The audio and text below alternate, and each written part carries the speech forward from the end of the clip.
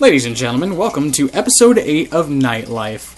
I am not posting as regularly as I thought I would because rambling on endlessly about myself is not one of my favorite pastimes, and if I'm not particularly inspired, then I don't really feel like filming an episode because I'd rather do something right than do it half-assed.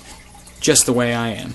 But I asked you, the fans, to give me some questions, wrestling-related, of course, and decided to answer them on tonight's episode. So that's what this is, the Q&A. Got a few questions on Facebook. I will attempt to answer all of them as long as I can remember them, because I'm not looking at my computer and my phone at the same time. So, one of the questions was, who is the smelliest wrestler I've ever encountered in a ring? You know what? I'm going to answer this one and another question I got. Who wins the most improved odor award of the last 5 years? Because technically it's the same person. I hate to throw him under the bus because I really do love him. But Dewey Dawson, you win both awards. I miss you, buddy. I hope you're enjoying retirement. God be with you. Another question I got was, how many matches have I had in my entire career? I'm not that guy. I do not keep track. I can tell you that at least 300 of them were probably against Crotch. That's a joke.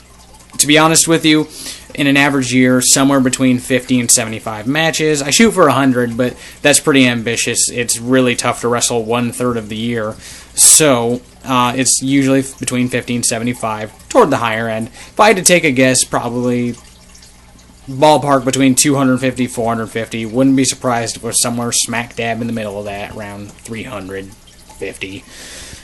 That's about right considering my average per year, and I've been going for about 5 years now, so there you have it. I know math.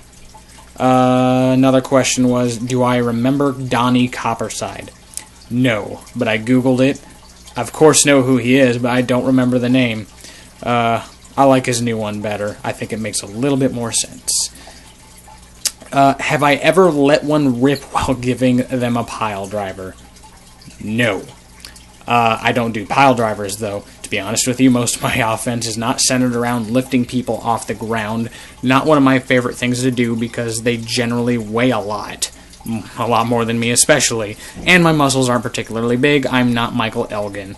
So, I generally like to just kick people in their head. Pile drivers don't happen. But I've definitely let one rip while kicking someone in the head, and that may have done more damage than the actual kick to the head if his reaction was any indicator of it. And Waldo Peeps, he was reffing. He did not enjoy that one. What was my favorite match that I have ever wrestled in? That's really tough to say. I've had a lot of them.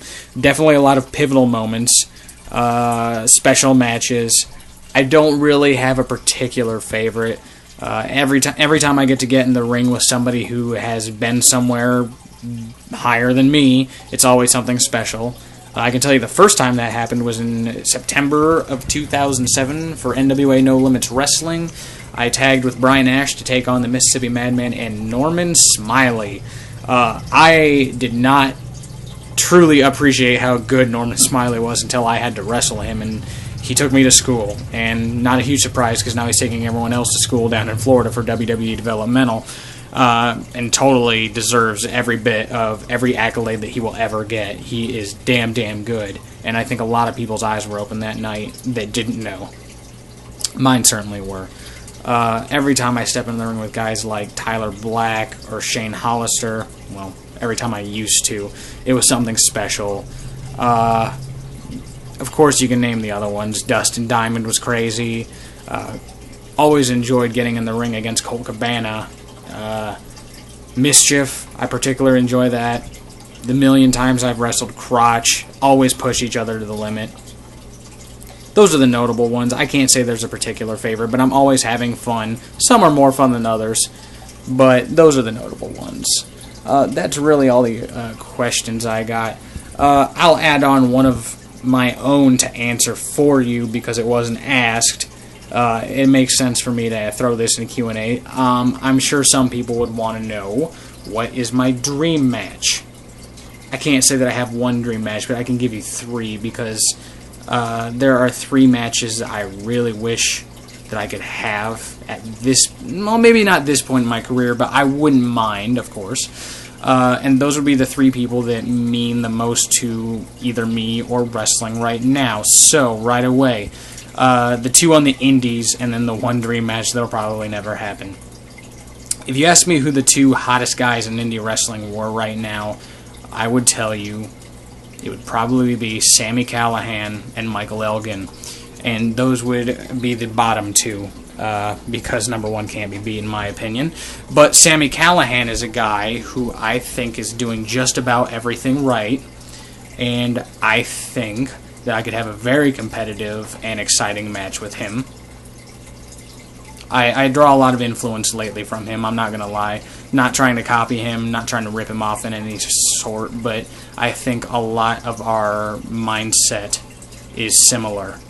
So I would love to see how that would play off of each other, how we would play off of each other once you ring that bell. It'd be interesting to me.